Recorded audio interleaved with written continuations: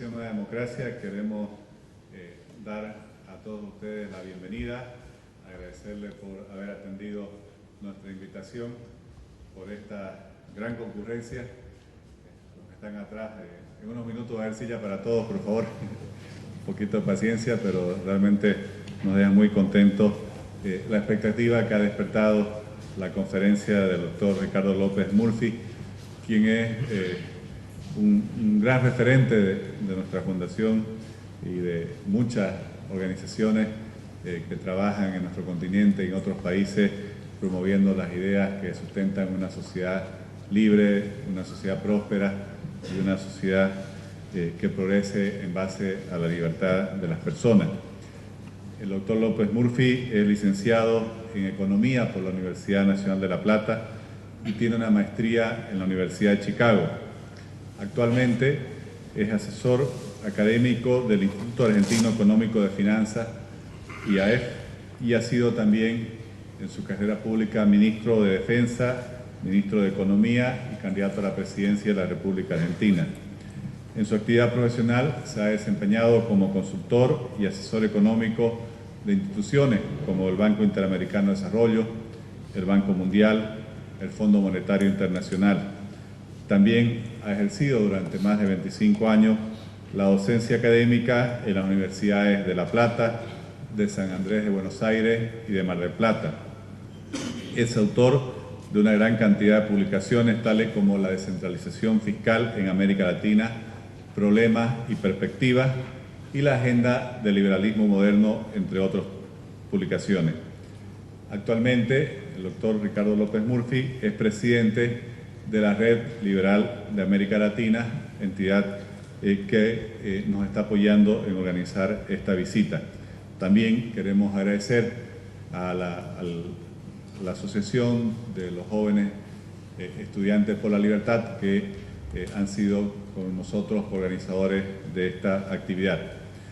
El tema de hoy creo que es un tema que nos interesa a todos los bolivianos, a muchos en Latinoamérica, y es conocer la visión del doctor López Murphy sobre cómo dos naciones tan ricas como Argentina y Venezuela hoy se encuentran en una crisis tan preocupante, obviamente en distintas escalas cada una.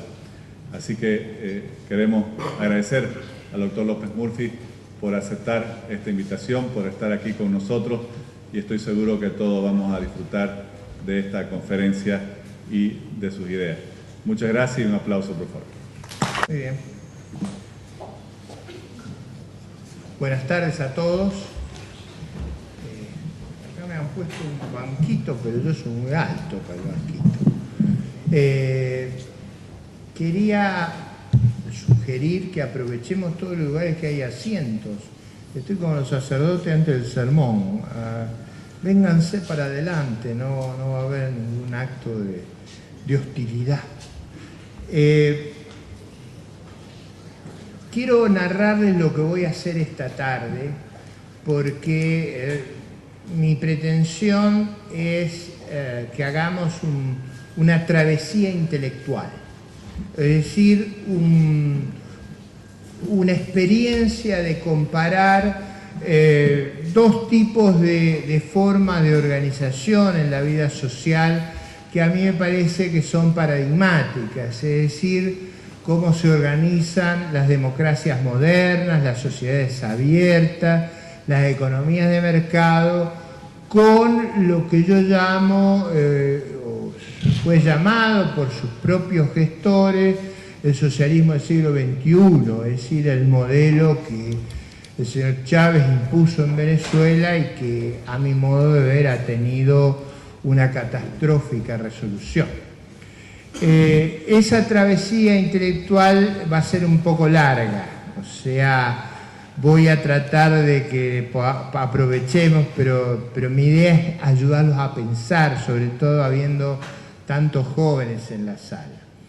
El caso de Venezuela es un caso mucho más extremo que el de Argentina y con un rumbo muy diferente.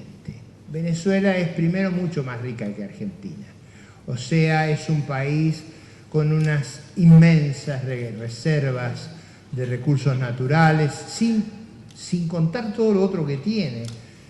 Tiene 300.000 millones de barriles de reserva, o sea, son 30 millones, cada uno tiene 10.000 barriles, o sea, de riqueza solo de petróleo, sin contar gas, sin contar el hierro, son un país riquísimo en todas esas dimensiones.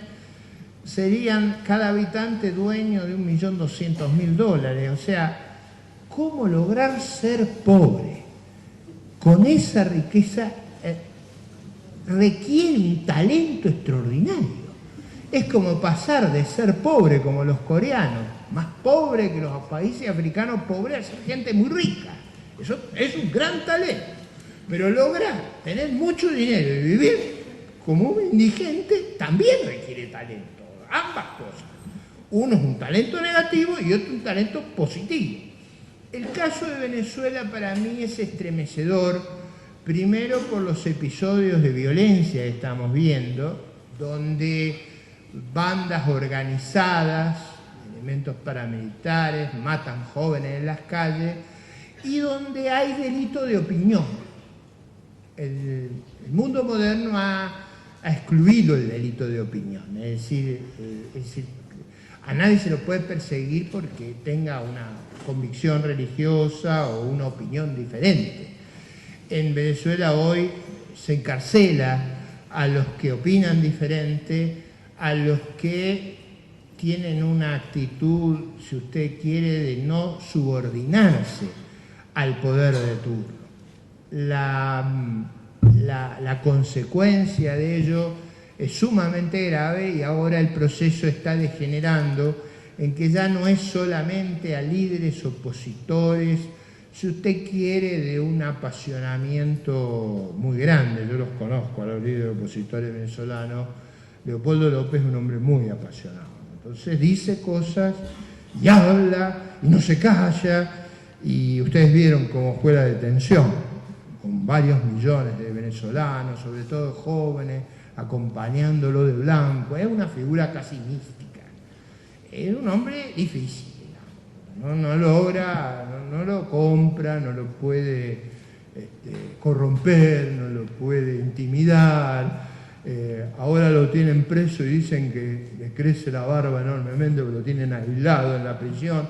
Están cometiendo un error en el largo plazo, lo van a convertir en la figura emblemática de la libertad. Ahora la persecución ha empezado contra los alcaldes de la oposición, porque como si se pudiera suprimir todo lo que no repita sin vacilar el credo oficial. Me parece que eso es muy importante para nosotros que reflexionemos cómo llegamos a un grado de decadencia y de atraso y de brutalidad tan grande. El caso de mi patria es un poco distinto. Es distinto. Primero, nunca tuvimos los recursos que tuvieron los venezolanos. Tuvimos, sí, cosa que se aprende mucho de mirar nuestra experiencia, circunstancias increíblemente favorables, es decir, precios internacionales para nuestros bienes muy elevados, o sea, nosotros tenemos las tierras más feraces del mundo. Si en esas tierras feraces los precios de nuestra producción son muy altos, y si el clima acompaña, podemos cometer muchos errores. Es como si uno nace en un hogar muy rico, tiene más margen de error que si uno nace en un hogar pobre. Ahí no hay que errar nunca. Si uno tiene margen de entrada, puede cometer errores. Nosotros, cuando los precios son muy buenos, el clima es muy bueno, tenemos mucho margen, hemos tenido tasas de interés extraordinariamente bajas en el mundo. Piensen ustedes que la tasa de interés está en 0,25. En Japón, en Europa, en Estados Unidos, en los países desarrollados, en el Reino Unido, es decir, hemos tenido tasas muy bajas. Eso es muy importante para un país como Argentina, porque ustedes saben que hemos hecho muchas cosas con los acreedores. O sea, le hemos arrancado el cuero cabelludo, le hemos hecho un corte de pelo, hemos hecho muchas veces impagos. Entonces eso ha creado una desconfianza hacia nosotros. Cuando las circunstancias son muy favorables, nosotros aparecemos en la pantalla. Cuando las circunstancias son desfavorables, desaparecemos en la pantalla. Nosotros, para aparecer en la pantalla, las tasas tienen que ser bajísimas. Porque como el riesgo país es muy alto, El riesgo país es como una prima de seguro. La prima de seguro depende del riesgo de que haya un siniestro. ¿Cómo calcula usted un siniestro? En general, lo calcula mirando para atrás. Y si usted ha tenido muchos siniestros, imagínese si usted chocó 10 veces el auto. La compañía de seguro le va a poner una prima que va a vivir para pagar. Por eso mi mujer maneja a ella y no me deja manejar a mí. Porque ella dice que no tengo actitud conductiva. Para bajar el costo de la prima de seguro, me ha quitado, todavía no me ha quitado las tarjetas de crédito, porque también tengo cierta indisciplina en términos de mis campañas, me entusiasmo, como Leopoldo López, gasto la plata de la familia y ahí hay sanciones, digamos. Pero digo, el riesgo país nuestro es muy grande, entonces que baje la tasa de interés para Argentina fue muy favorable. Nosotros tenemos una gran relación con nuestros vecinos, nuestros principales clientes son nuestros vecinos. Esto es muy importante. Los países más avanzados, la producción pierde peso. Es decir, Estados Unidos es cada vez más rico y cada vez produce cosas que pesan menos. O sea, cada vez pesa menos la economía americana. Cada vez más rica, pero cada vez pesa menos. Y nosotros cada vez pesamos más. No es por la obesidad, es porque nosotros producimos bienes materiales. Y los bienes materiales son costosos de transportar. Y como producimos bienes materiales costosos de transportar, en general nuestros vecinos son muy importantes para nosotros.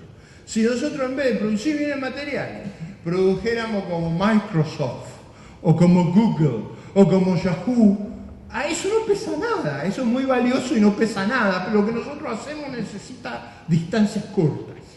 Entonces tenemos una gran integración con nuestros vecinos. ¿Qué quiere decir esto? Si a nuestros vecinos les va bien, nosotros disfrutamos la prosperidad.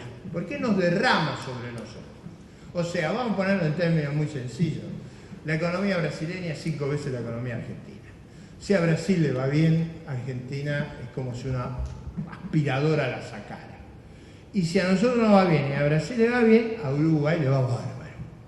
Porque las dos economías es una economía muy chica, rodeada de economía, por supuesto, cuando nos va mal, no sabe lo que los uruguayos sufren.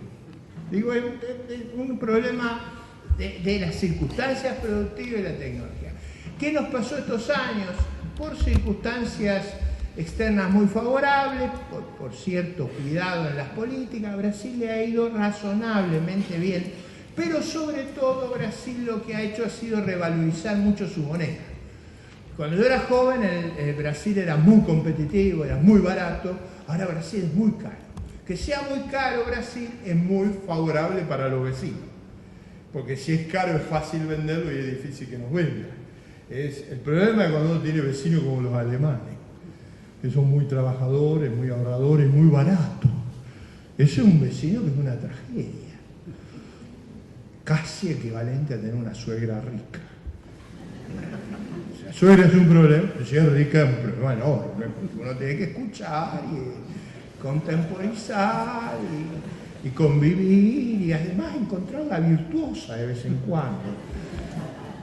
Entonces, un vecino rico es muy importante. Entonces, esas circunstancias muy favorables le dieron a mi país espacio para una gran recuperación después de una crisis muy seria, producida también por circunstancias, en este caso no favorables, sino prácticamente una tormenta perfecta. Nosotros a fines de los 90 tuvimos una tormenta perfecta. O sea, los precios internacionales, producto de la crisis asiática, se cayeron a 1/3. Es decir, una cosa, con la soja 350 nosotros tenemos mal. La soja llega a 140, comemos estiércol y no hay para todos. Esa es la situación. No subió mucho la tasa de interés y Brasil devaluó violentamente y vivimos una situación estremecedora. Yo, como hay tantos jóvenes, voy a usar muchas veces las metáforas porque eso lo hace más entretenido. Yo contaba hoy al mediodía en el seminario empresario que yo siempre he tenido problemas, trabajo tanto que tengo algún problema, uno canaliza esas energías, ese ritmo, yo duermo pocas horas, estoy todo el día, cuando no estoy leyendo, estoy hablando, estoy escribiendo, esa cosa, uno por algún lado descarga. Yo, por el lado que descargo es que ingiero más de lo necesario. O sea, ingiero, una ingesta generosa. Eso me tranquiliza. Entonces tengo un problema siempre de obesidad. Y ese es un tema importante. Ese problema se fue agravando desde cuando yo tenía, digamos, a mediados de los 20, yo hacía mucha actividad física, nadaba muchas horas, entonces eso compensaba la ingesta. Pero como me fui haciendo más grande, no compensé la ingesta. Entonces fui mencionándome, como ustedes notarán, generosamente. Cuando yo cumplía 25 años de casado, mi suegra, que tenía mucha imaginación, se le había ocurrido que para robustecer el compromiso matrimonial deberíamos renovar los votos, pero con la misma ropa con la que nos habíamos casado. Y yo le había agregado 20, 25 kilos, o sea, era una... Le digo, pero escúchame una cosa, usted sabe, yo no me puedo poner el traje. Y yo, no, sí, te fajamos, te lo vas a poder poner. Y digo, pero las vísceras se van a ir por la boca. Bueno, cuando en una economía pasa lo que le pasó a Argentina a fines de los 90, es como si la fajara, porque los precios internacionales se cayeron, las tasas de interés subieron y su principal vecino y cliente bajó el nivel de precio a la mitad. ¿Ustedes vieron la película Tormenta Perfecta? Cuando viene esa ola, los que estábamos en el comando del barco veíamos la ola venir sobre nosotros. Era una situación estremecedora. Si usted además vacila en esa situación, va a tener una crisis peor, que fue lo que nos pasó. Yo fui el último capitán del barco que dije, ajustense los cinturones que vamos a pasar. Y el resto dijo, no, esa prueba no la vamos a hacer, y la ola nos dio vuelta. Pero bueno, ese episodio es importante entender. Esa crisis nos creaba, si las circunstancias cambiaran, una gran oportunidad de recuperación, y tuvimos una recuperación de varios años importante, yo diría los primeros años, pero cometiendo todo tipo de excesos fiscales y monetarios. Hemos expandido brutalmente el gasto público, hemos jubilado gente sin aportes, mucha más la que jubilamos sin aporte que la que teníamos jubilada, hemos nombrado más 75, 80% más empleados públicos, hemos hecho de todo. Por supuesto que eso fue, a pesar de las circunstancias favorables, fue mellando nuestras fuerzas. Y esas fuerzas se fueron mellando y empezamos a tener los problemas clásicos de América Latina: alta inflación, pérdida de reservas, y en lugar de ir sobre los problemas, los empezamos a esconder. Ustedes saben que, con toda vergüenza del mundo, nosotros, para que las cosas luzcan bien, empezamos a trampear con nuestras estadísticas. Es decir, empezamos a maquillar. Y los maquillajes empezaron a ser groseros. Cuando usted se maquilla para parecer de 55 en vez de 60 es una cosa. Cuando quiere parecer de 20 pasa a lucir ridícula. Y empezamos a hacer cosas ridículas. Ridículas que fueron creando una gran desconfianza en mi país y un gran desprestigio. Porque imagínese, usted mira las estadísticas internacionales y al lado de Argentina aparece un asterisco. No se puede confiar en la estadística. Es como si usted dijera, es traposo. No es una cosa agradable, es una disminución de nuestra propia autoestima. Luego de hacer eso, empezamos a trabar las operaciones, empezamos a prohibir la compra de divisas extranjeras, empezamos a impedir cumplir con las obligaciones. Por ejemplo, no dejábamos girar, eso se llamó el cepo, empezaron a aparecer los mercados negros, empezamos a perder reservas, y el año pasado hicimos todo lo que se puede hacer. O sea, perdimos 1/3 de las reservas que teníamos, tuvimos una altísima inflación y una situación de gran vulnerabilidad. En enero la situación ya se fue de control. En enero solo perdimos más del 10% de la reserva, pero en realidad fue mucho más que eso, porque artificialmente forzamos a todo el mundo a venderle reserva al Banco Central. Entonces, cuando uno hace bien la cuenta, tuvimos una corrida extraordinaria, una situación de gran vulnerabilidad, y afortunadamente, a la vez de Venezuela, donde dijeron a toda marcha adelante, acá pegamos el viraje.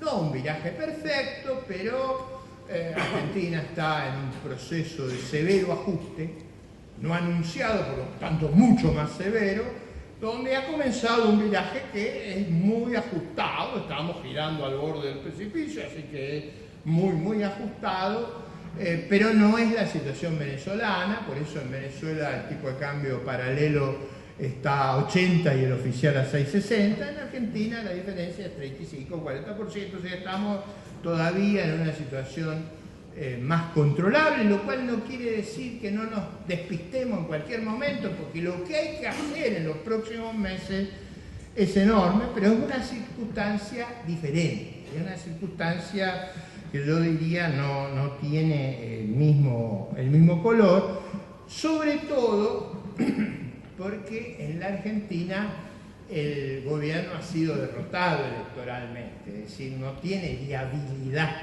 para hacer lo que hace en Venezuela. O sea, ya la derrota electoral ha sido muy grande y seguramente va a ser mucho más grave en el futuro, porque la situación económica es muy desfavorable y va a seguir siendo muy desfavorable en los próximos 2 años. Así que en lo que le toca a Bolivia, sepan que van a tener un vecino muy complicado, que va a estar muy complicado. No moribundo, pero muy complicado en el mejor de los casos.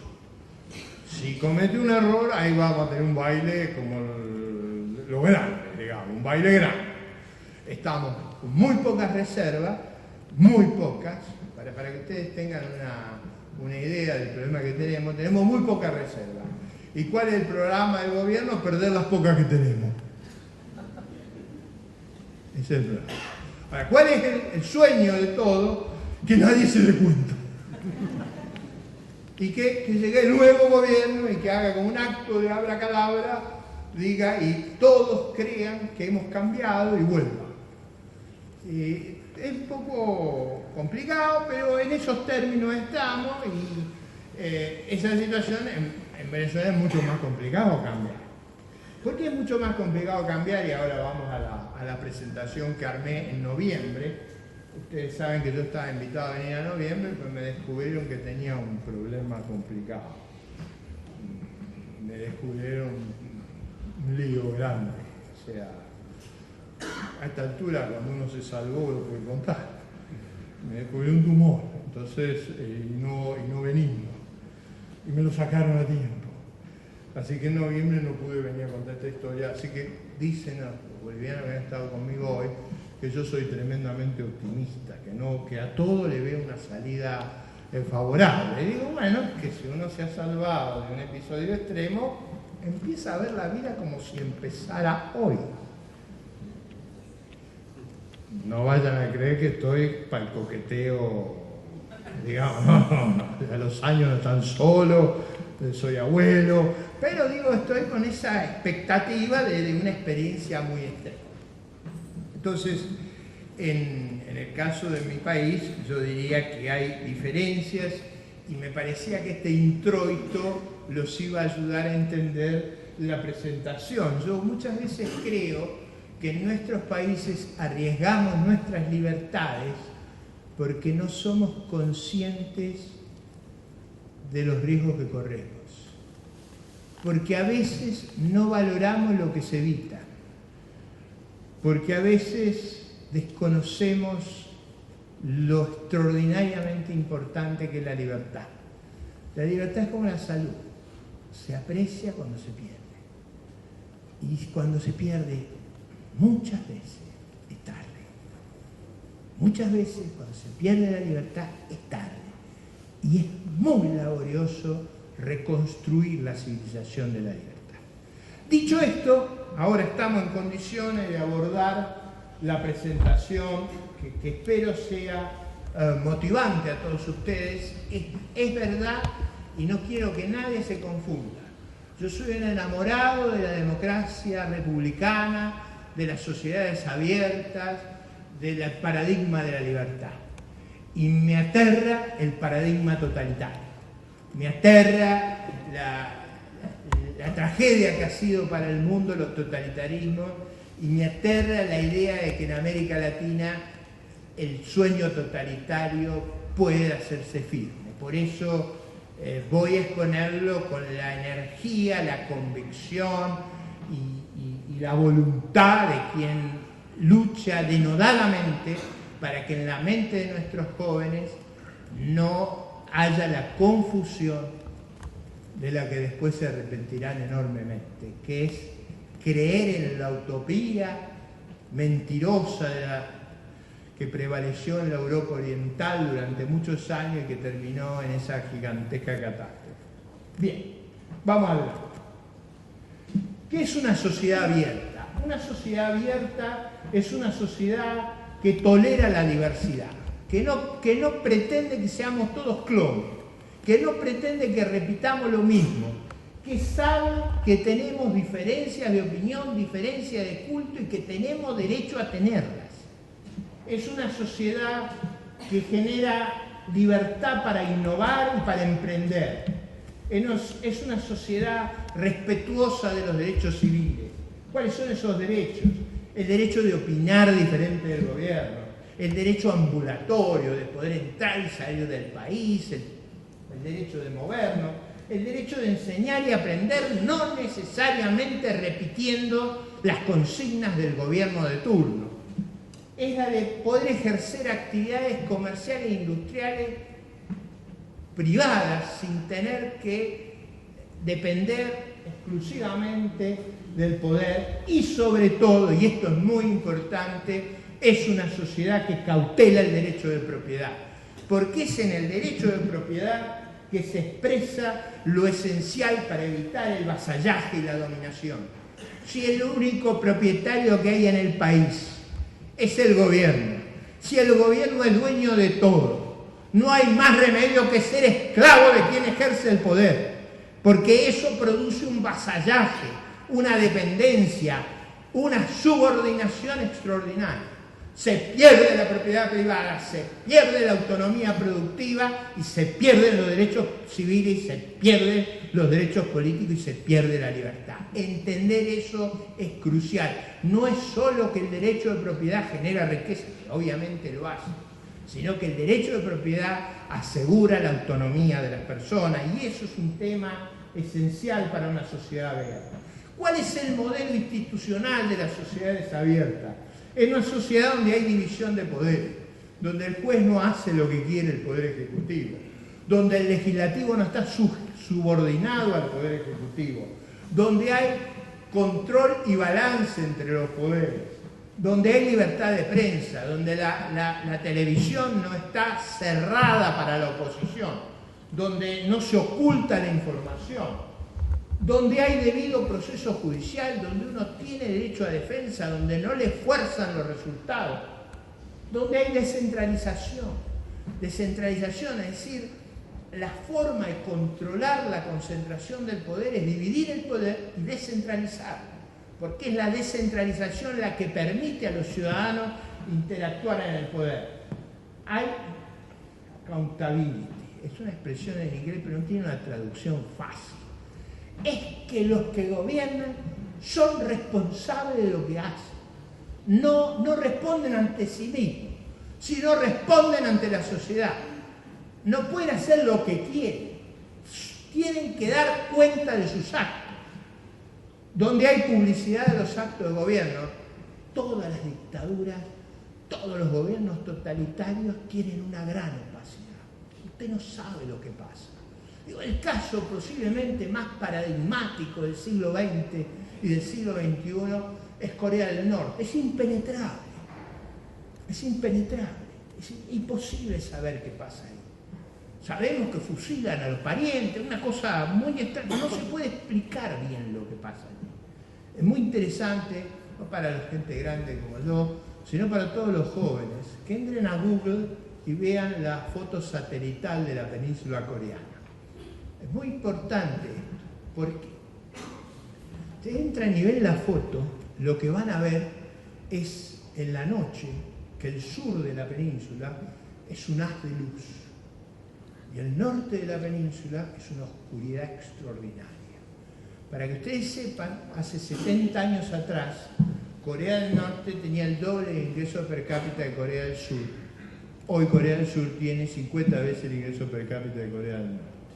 En Corea del Norte hay oscuridad, en Corea del Sur hay luz. Eso casi en los textos evangélicos tiene un sentido. Pero quiero decir, en general, esas sociedades cerradas, represivas, totalitarias, están también identificadas con una caída dramática del nivel de vida.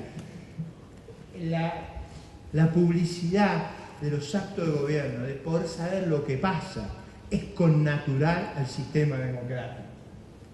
Y acá viene un tema muy complicado en nuestros países, que es la alternancia en el gobierno. Si siempre es el mismo gobernante, si no cambia, y si es la única manera que cambia, porque viene el hermano o porque viene la mujer, estamos en problema.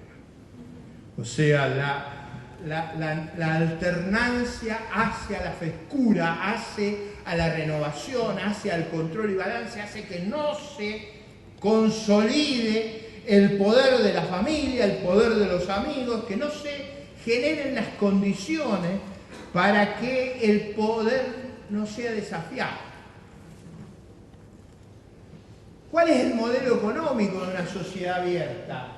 Es una economía que respeta la restricción de los recursos, es una economía que sabe que el nivel de vida depende de la productividad, no de cosas artificiales, es una economía que tiene cuidado con la inflación, es una economía que se inserta en el mundo, que tiene regulaciones no arbitrarias, sino que se establecen legalmente, no que el gobierno dice usted, por ejemplo en mi país, el gobierno dice, Oscar, vos no podés exportar.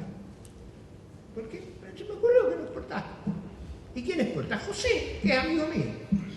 Si el gobierno está en condiciones de regular arbitrariamente, sin legalidad, la situación es prácticamente imposible de preservar la propiedad, porque yo pierdo la propiedad porque me prohíben hacerlo. Digo, para que ustedes tengan una idea, haciendo estas cosas, en Argentina logramos liquidar el rodeo ganadero. Argentina era, y es, por su dotación de recursos naturales, necesariamente el lugar más apto para producir carne en el mundo. Hoy Paraguay y Uruguay exportan más carne que Argentina.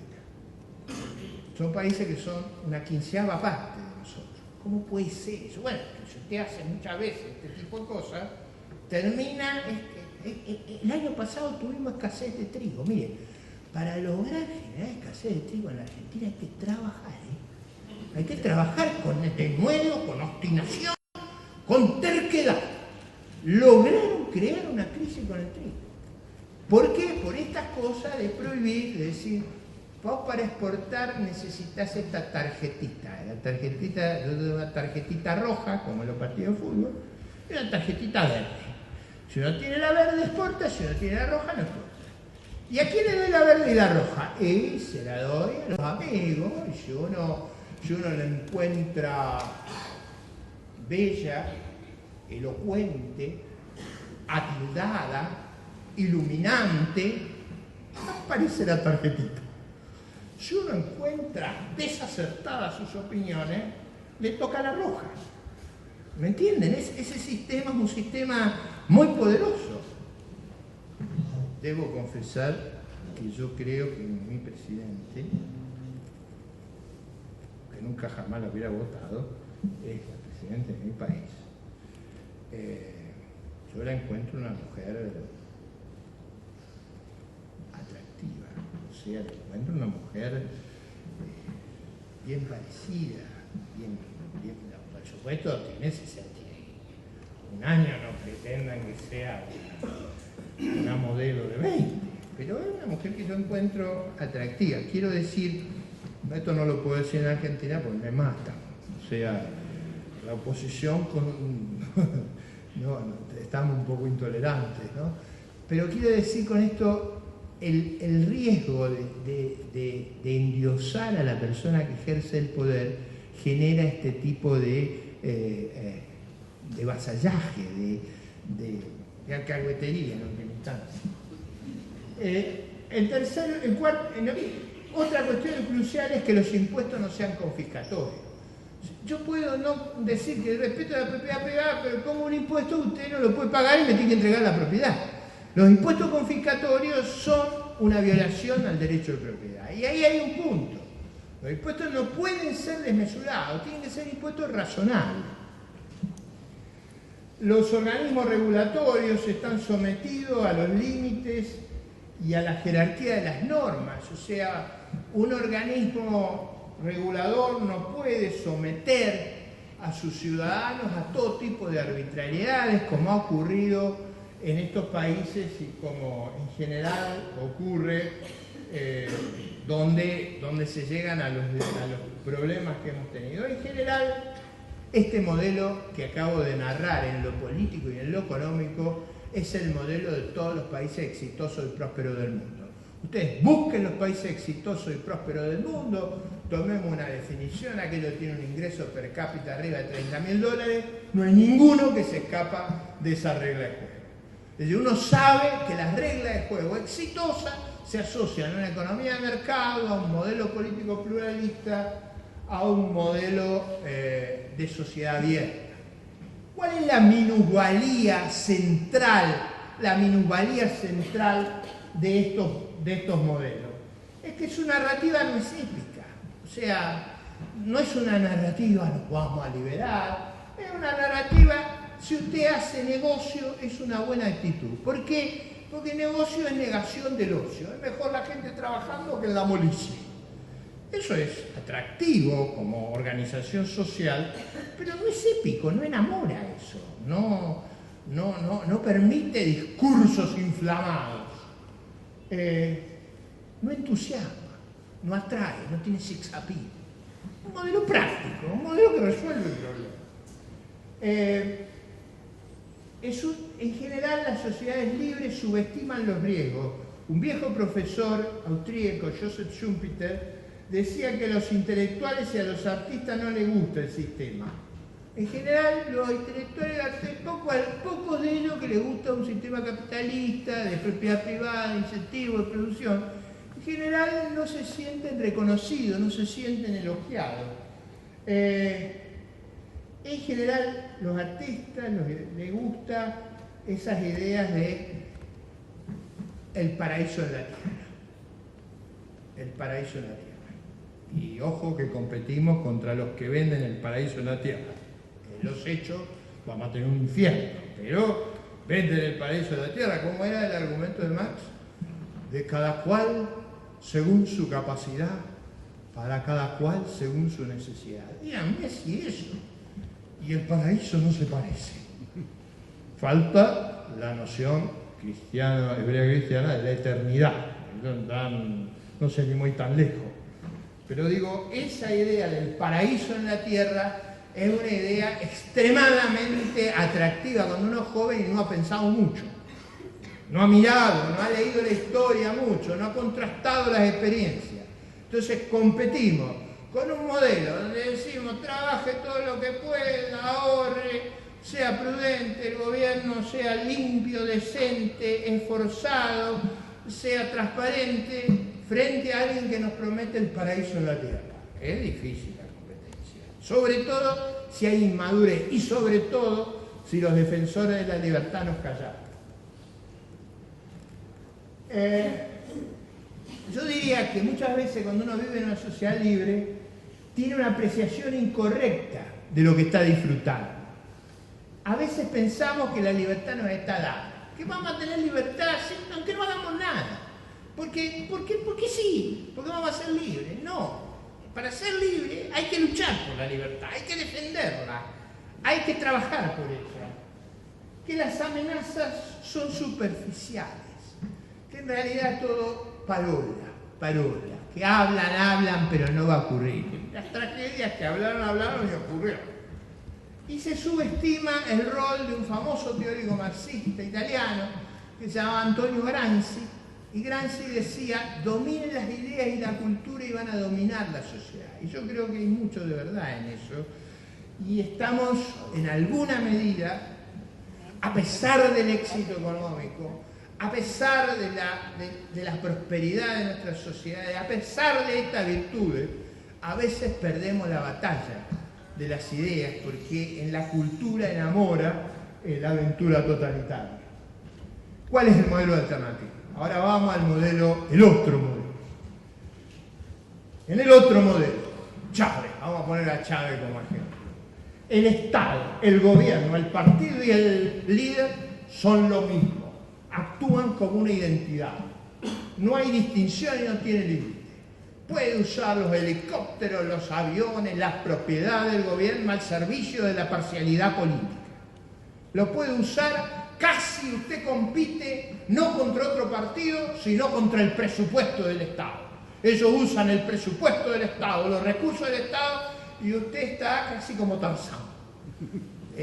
Digo, esa sensación de que ellos pueden abusar de todos los recursos y que además son lo mismo y no conciben que pueda ser diferente. Y eso a veces se dice a boca de jarro. ¿Cómo nos van a reemplazar? ¿Pero cómo pueden creer que va a volver otra cosa? Son los dueños de todo. La propiedad, acá viene una cuestión muy importante. La propiedad es un privilegio otorgado y consentido por el régimen, como en la época del Imperio Español. Concedía la propiedad al rey o la quitaba. Y ahora el que ejerce el poder concede la propiedad o la quita. Por eso los sectores prebendarios en Venezuela se llama la boliburguesía. Son los que el gobierno les da los negocios, les da los privilegios. Esa idea que son los dueños de todo y pueden cometer la arbitrariedad que se les ocurra, está en el corazón del dilema político de nuestro tiempo. No hay intermediación ni representatividad, con los controles y balances que implican tales mecanismos. En general ustedes observan que en el modelo bolivariano hay una relación directa entre el líder y la masa. Hay un control mediático extraordinario. En todos estos sistemas el caso emblemático era Aló presidente. ¿Se acuerdan de lo que hablaba Chávez? Cantaba, jugaba, dominaba la cadena nacional 2x3 para hablar de las cosas más, digamos, cotidianas, de las cosas políticas, de todos los temas, pero esa relación directa, que no hay intermediarios, que no hay un partido político en el cual negociar, que no hay debate, eso es muy propio de los regímenes totalitarios. Y lo otro es la permanente movilización, tener a la gente excitada y preparada para pelear, todo el tiempo antagonizar, y antagonizar por cualquier tema, siempre con un agravio y una descalificación, que el adversario es demonizado, es Lucifer en persona. O sea, que no hay que andarse con vuelta con el adversario. Esa visión, esa descalificación, ese insulto permanente. O sea, cuando uno discrepa, es la antipatria, es escuálido, que eso es una cosa, digo, el odio como factor de poder. El odio, el resentimiento, el antagonismo. Las sociedades exitosas no son sociedades antagónicas.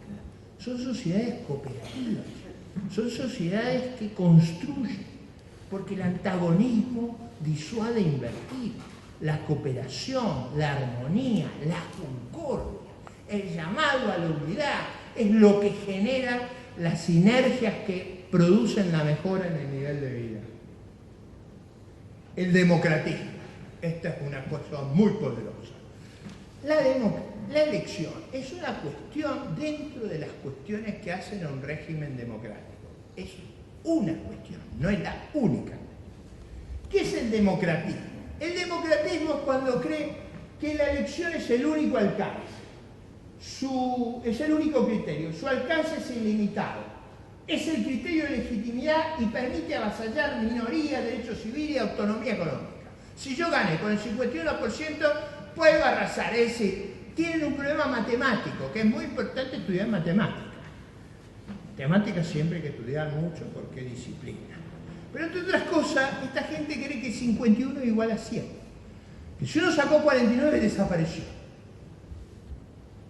Está clara esa idea de que la mayoría habilita a avasallar todo tipo de derechos. En los países democráticos de verdad, la mayoría lo que habilita es ejercer el gobierno respetando el marco constitucional, las libertades, los derechos de las minorías y actuar gobernando las tareas en común hasta que en un nuevo turno electoral revisemos si nos corresponde seguir ejerciendo eso o nos corresponde pasar a la oposición. Esa confusión matemática de que el 51% es igual a 100 y que el 49 es igual a 0 es un signo indeleble del totalitarismo. El peor de todos, que es el despotismo electivo. Porque el despotismo electivo siente que la legitimidad de origen le permite tener una terrible ilegitimidad de ejercicio. Y ese es un problema muy grave de nuestro tiempo y una confusión muy severa. La otra característica es el carácter fundacional del régimen. Ustedes recuerdan cómo era Chávez. Él se comparaba con Bolívar. Digamos, era tan extrema la cosa que había una silla vacía al lado de él, que era donde estaba Bolívar, o él imaginaba. Pero es importante esto porque el paradigma es santificar a los líderes. O sea, por ejemplo, en los tiempos que no teníamos tantas dificultades económicas, Cristina, que iba en el mismo camino, se refería a su marido muerto, ¿no? Como el señor Kirchner, Néstor, decía, él, y miraba al cielo. Él.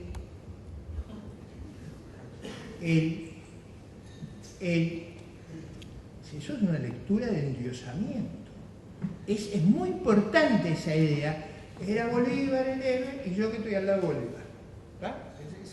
Esa visión es enormemente importante porque genera la idea que ellos no son como nosotros. ¿Cómo vamos a competir con un semidios?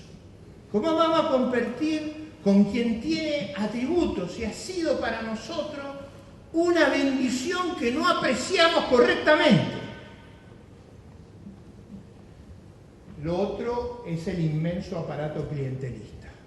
En general estos regímenes crean un inmenso aparato clientelista. Millones de empleados públicos, millones de receptores de planes sociales que viven de recibir la bolsa de alimentación, la tarjeta, el pago a fin de mes y que lógicamente creen que si ellos no renuevan, pierden la tarjeta.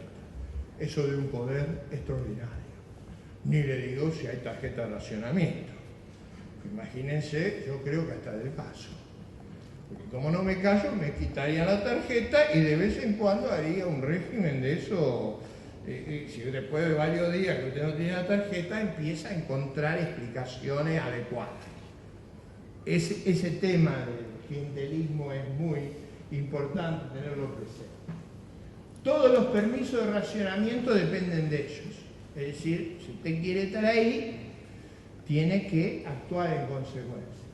Y el mecanismo de antagonismo y permanente movilización. La idea es encontrar chivos expiatorios. Alguno que tiene la culpa de todo lo que nos pasa. Se puede ser el imperialismo, puede ser la anarquía, puede ser pues la que usted quiera. La otra es que es una guerra social, porque ahí hay que batallar y batallar impiadosamente contra los que no están actuando contra esa guerra social y el conflicto se extiende todo el tiempo. Hay un increíble aparato de prensa y control de la movida cultural. Hay adoctrinamiento todo el tiempo, hay agresión a los adversarios, hay palizas si se puede de vez en cuando, argumental y física. A veces hay novelas y magazines, o sea, usted tiene que hacerlo en los programas de la tarde, ¿ve? Donde la gente se pelea, con chisme, ahí es muy importante. Porque ahí es donde se libra la batalla cultural. En los entretenimientos, siempre están en las noticias cotidianas. Todo el tiempo en la noticia. Todo el tiempo ellos son la noticia. El conflicto con la prensa libre. ¿Dónde encuentran estos regímenes la última dificultad? La última limitación. En general en la prensa libre. La prensa libre, los diarios, la televisión, los periodistas son un obstáculo formidable, quizá más grande que las fuerzas políticas. Y ahí empiezan a ajustar. Por ejemplo, los dos diarios de más circulación en Argentina, que deben tener una circulación, yo diría, entre 500 y 1000 veces la de los diarios oficialistas, reciben 2 millones de pesos de publicidad. Los diarios oficialistas, 150 millones de pesos de publicidad. ¿Entiendes? O sea, el poder se usa para consolidar el poder, y eso, si el Estado es muy grande y lo que es decisivo es la publicidad oficial y a usted no le toca, si se atreve a opinar, ese mecanismo es un mecanismo de gran subordinación. En un sistema democrático usted no puede decir la publicidad se la doy a mis amigos. La publicidad uno la reparte con un criterio automático. En general, los regímenes políticos abiertos y democráticos, las reglas son automáticas, no son discrecionales. En mi país, y eso lo pongo porque fue impactante,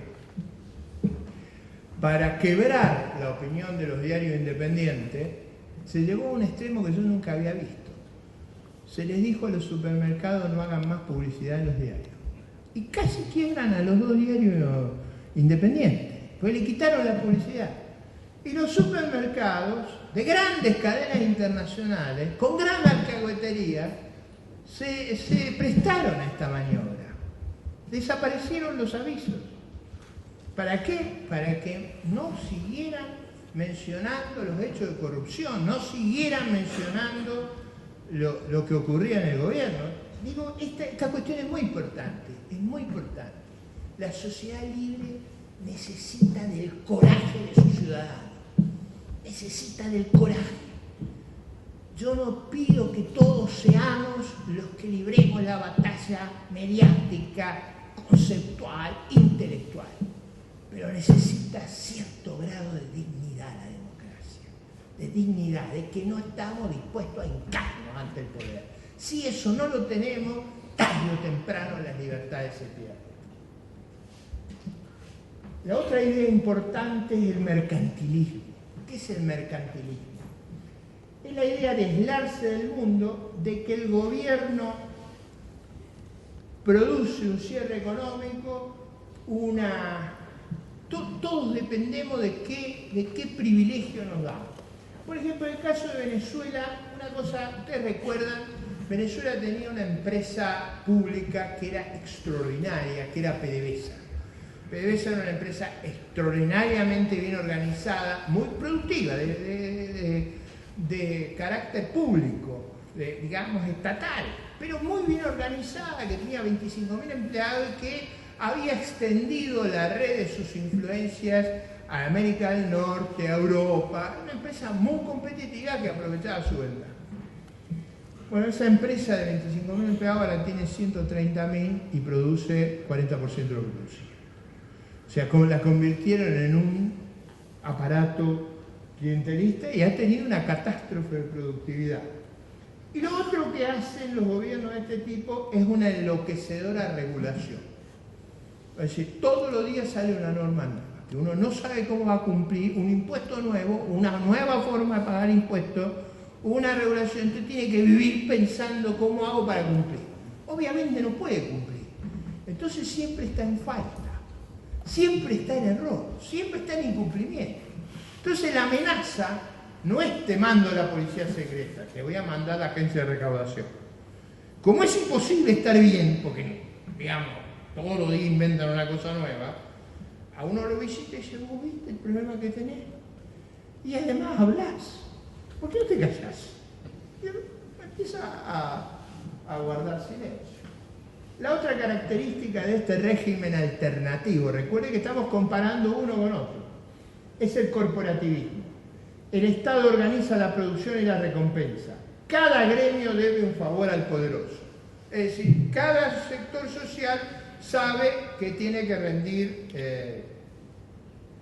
vasallaje, porque su privilegio depende de que el gobierno lo reconozca. Entonces, cada grupo empresarial, cada sindicato, todo uno depende de que el gobierno lo mire con buenos ojos. Y si lo mira con malos ojos, le quita el poder. Este es un mecanismo enormemente poderoso. Los subsidios cruzados pululan. Si usted nunca sabe quién subsidia a quién, pero lo importante es que salga bien parado de ese cruce de subsidios. Entonces usted tiene que tratar de estar del lado de los que el gobierno va a mirar bien y no del lado de los que el gobierno va a mirar mal, porque si no, a usted le puede tocar pagar la electricidad muy cara y al otro muy barata, y lo funde, no porque hay más capacidad, más eficiencia, más competitividad, sino que en el cruce a usted lo dejaron,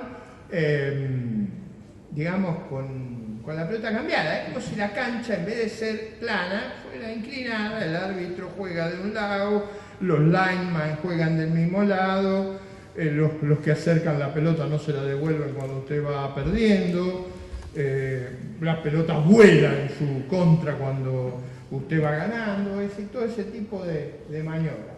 La otra cosa es el estatismo. En todos estos regímenes políticos, la propiedad pública es la respuesta a la caída de la inversión y al desbarajuste existente. ¿Eso qué genera?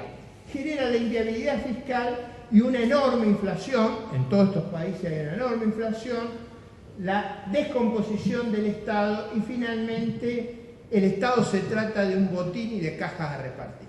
O sea, cada grupo tiene una caja a la cual le toca, con lo cual mantiene su gente y reparte.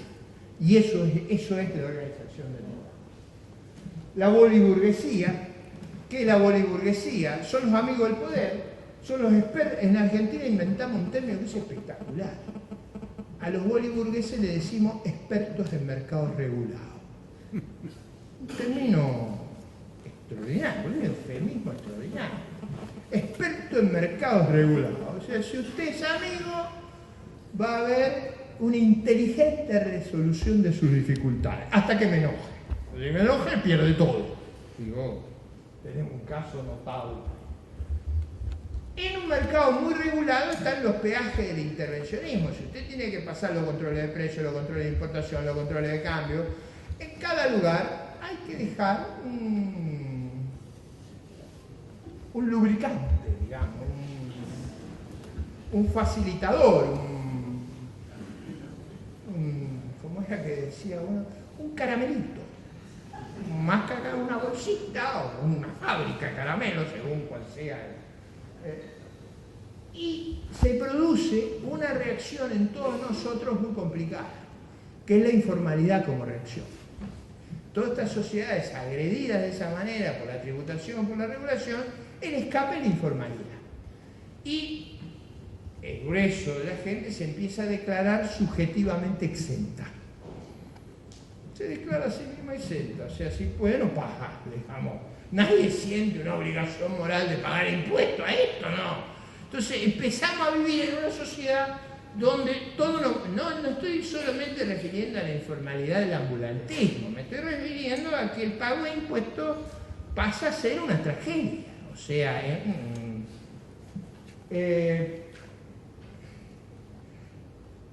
naturalmente, ¿cómo estas cosas se venden? Se venden con una jeringosa conceptual, con una aura mesiánica, se inventan términos nuevos, o sea,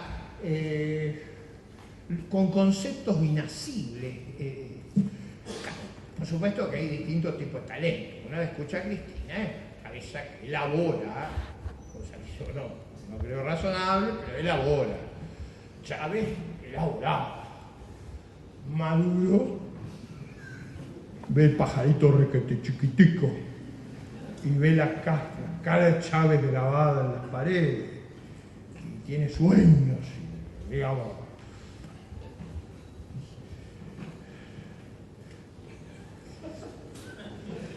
Y hace cosas increíbles. ¿Se acuerda cuando hablaba que él no podía reproducir el pan y los peces?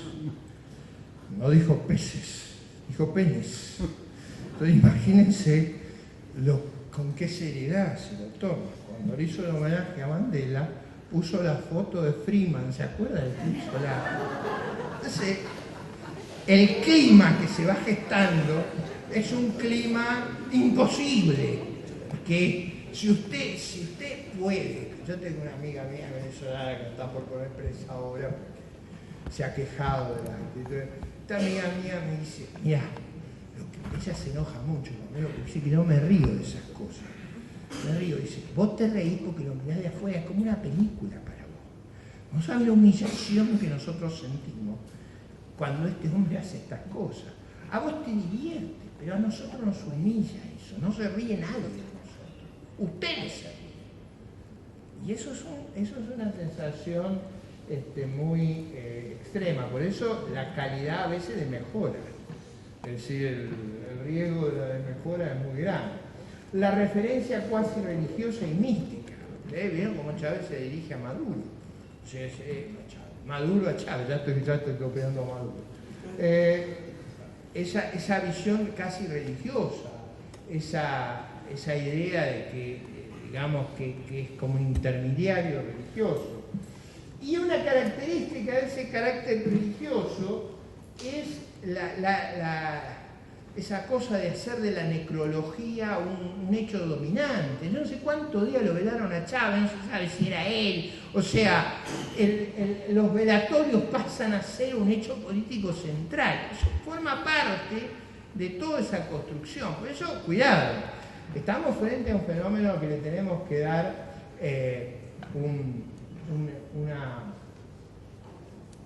una respuesta. Y ahora prepárense porque vienen cosas que son interesantes para ustedes. La sucesión es un problema principal en estos regímenes. La sucesión es muy traumática. En general, los dos mecanismos que hay son la reelección indefinida y el nepotismo como alternativa. Hasta ahora ha sido el mecanismo. El nepotismo, el caso más claro de la tiranía más vieja de América Latina, en Cuba hace 60 años que está, 50 y pico, que estaba Fidel, y a Fidel sucedió, como antes de la Revolución Francesa y antes de la Revolución Americana, su hermano. Ustedes recuerden que en la Revolución Americana se cortó el nepotismo como mecanismo de sucesión. Es decir, antes de la Revolución Americana era la consanguinidad el mecanismo de sucesión. El hijo sucede o la hija o el hermano. Después de George Washington empezó a pensarse que podía haber un mecanismo de sucesión que la gente eligiera quién iba a ser gobernante. Y empezó la alternancia. Eso fue una revolución en la historia humana que se terminara la consanguinidad. Estos regímenes son tan anacrónicos que nos vuelven a antes de la Revolución Francesa y la Revolución Americana. Ese tema es muy importante. Lo otro que divulgan estas ideologías es el colectivismo y el espíritu tribal. Una forma es el igualitarismo primitivo. Si, cuando uno habla de igualdad, está refiriéndose en general a igualdad de oportunidades, a buscar condiciones que faciliten la competencia, que hagan de cada uno de nosotros el resultado de nuestros méritos y nuestros esfuerzos, no el resultado de un designio superior. La idea de hacernos a todos clones de la misma opinión, de la misma vestimenta, es un acto de barbarie. Ese igualitarismo primitivo, no es una cosa novedosa. Eso era Mao. ¿Te acuerdas del traje de Mao? Cuando yo era muy joven, era un dirigente universitario, tenía más vigor que ahora para hablar. Yo tenía un compañero que era un maestro extraordinario, pero tenía una cosa que era extraordinariamente feo. En esa época era una época, piensen en la rebelión de París, el Mayo francés, era una época de grandes ilusiones. Entonces éramos todos muy, muy izquierdistas, ¿no? Pero superaba largo a todo. Él decía que habíamos avanzado simplemente en la socialización de los medios de producción, pero que la verdadera igualdad iba a ser cuando las condiciones naturales de cada uno no determinaran los resultados. Eso era la igualdad. Dice, por ejemplo, ¿por qué las personas tienen que elegir su pareja. ¿Por qué no sorteamos? Ese es un mecanismo igualitario. Estaba claro que él tenía sobre la igualdad una concepción extrema, en la cual lo favorecía, porque en la competencia a él no le iba bien. Eso baja los puntos de referencia y genera un encono contra la iniciativa, el emprendimiento y la innovación. En general, en estos regímenes usted ve una degradación colectiva. Por ejemplo, Cuba era el país más rico de Latinoamérica en el año 58. Hoy es un país de una pobreza extrema que vive, y este es el problema más grave de Venezuela, de los subsidios venezolanos. El gran drama de Venezuela, la dificultad inmensa que hay en Venezuela, es que usted llega a un diálogo nacional, programa de concordia, cómo se enfrentan los problemas económicos, El problema es que si usted está pasando la miseria que está pasando Venezuela, una gran parte, yo diría, toda la oposición va a decir, bueno, ¿por qué no cortamos el subsidio a Cuba? Es un subsidio de 8 o 10 mil. Por eso hay decenas de miles de cubanos custodiando el cordón umbilical. Y eso es lo que genera a veces la irracionalidad que uno ve en el debate venezolano. Porque yo creo que eso tiene importancia, pero no es el único problema. Pero la gran masa, no de los líderes opositores, de la gente que se sale a matar en las calles, cree que su país ha sido invadido y copado por uno que le extrae la sangre para sobrevivir. Y que se han dejado tomar las Fuerzas Armadas, las Fuerzas de Seguridad, los organismos de inteligencia para servir de cordón umbilical a un país quebrado. Si usted cree eso, usted está dispuesto a todo. Entonces, por eso el problema es tan complejo y tan difícil de resolver. Naturalmente ahí se crea un enorme colectivo de zombies, la frustración es la norma, el odio es el vehículo, se desalienta al ciudadano medio, productivo y contribuyente. Bueno, todo eso funciona con el petróleo a $110 el barril. No quieran pensar lo que pasa si baja. Si baja el precio del petróleo o baja el precio de la soja, el escenario de todos estos regímenes es catastrófico, que viven sobre ese viento inmenso de cola. Nosotros tenemos una crisis en la Argentina espantosa con las mejores circunstancias de nuestra historia. Ahora imagínense si volviéramos a circunstancias promedio, lo que nos pasaría. Si tenemos circunstancias extraordinarias, el precio del trigo está volando, el precio de la soja está volando, nuestro vecino también, el mundo crece a una alta velocidad, están todas las circunstancias. En esas circunstancias tenemos crisis. Imagínense lo que sería, imagínense lo que sería si el precio del petróleo baja en Venezuela. Digo, eso es un tema, digo, el que quiera hacer el ejercicio, imagínense que los argentinos se normalizan y empiezan a desarrollar el gas, empiezan a hacer todas las cosas bien. No quiero referirme no hay que hablar en casa de herrero del cuchillo de palo, pero cuidado que acá hay un gran viento de cola, un espectacular viento de cola. Y la circunstancia de abundancia que luce tan formidable depende de ese viento de cola. Cuidado con eso. ¿Cuáles son las ideas de la libertad? La batalla entonces por la libertad es permanente, solo así superaremos el camino de servidumbre, que es lo que tuvimos. La ventaja está en nuestras posibilidades, si entendemos esa. Las cuestiones analíticas son muy fáciles, en un debate abierto, esto es muy fácil de probar. Por ejemplo, el debate es insoportable abierto, genuino, realista. Las alternativas son muy imperfectas. El tema es que en general es difícil tener un debate abierto. Yo competí 4 veces con Cristina y con Néstor, se me acabó. No.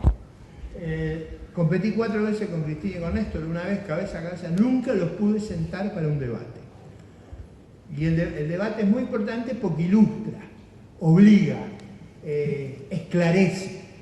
Y eso es muy importante, que la sociedad conserve ese atractivo por el debate. En la Argentina, el señor Kirchner inventó la idea, no la inventó él, la inventó Menem, pero digamos, todos tienen la misma naturaleza, que el que debate porque va perdiendo. Eso no es cierto, pero eso forma parte de la urdimbre intelectual que da lugar a esta estrategia. Bien, espero que se hayan entretenido, espero haberlos motivado a pensar. Sé que he sido a veces muy provocativo, pero esa es la idea, que sepan todos, y como diría Cristina, todas, que los defensores de la libertad vamos a luchar y vamos a estar dispuestos a hacer lo que hay que hacer para preservar ese derecho esencial que hace a nuestra dignidad y a nuestra vida.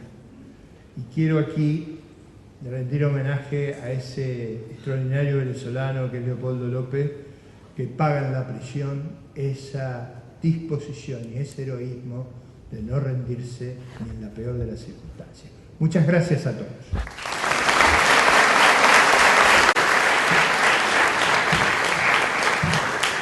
Agradecer al doctor Ricardo López Murphy por estas palabras.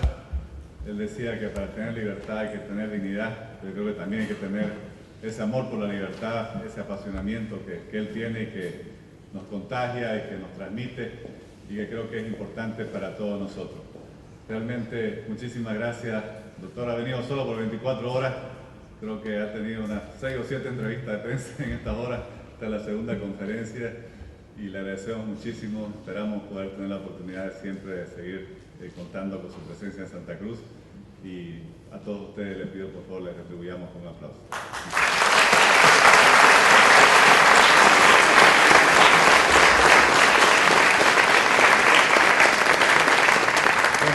Vamos a tener un refrigerio aquí para seguir comentando, por favor. Gracias.